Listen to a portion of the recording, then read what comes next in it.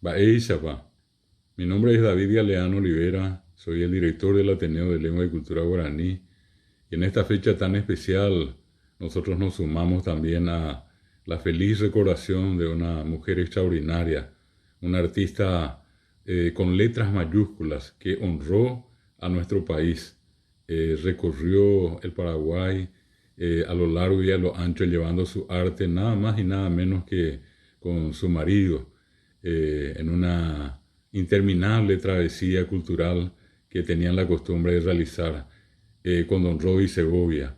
Eh, Ella, sin ninguna duda, representa también a esa mujer líder, luchadora, más todavía en el tiempo que le tocó vivir, en que las limitaciones para las actividades de las mujeres eran muy marcadas.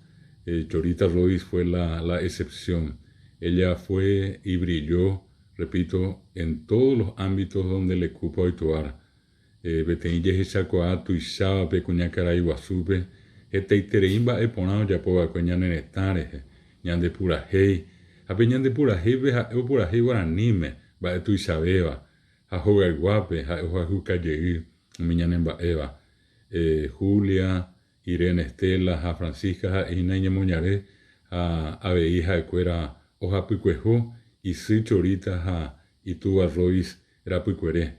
Que este homenaje sea permanente para una mujer que de la vida pasó a convertirse en una leyenda. Chorita Royce vive siempre y sus obras, a través de su canto, se hicieron inmortales. Donde quiera que esté doña Chorita Royce, un recuerdo fraterno, amable, agradable, en nombre del Ateneo de Lengua y Cultura Guaraní.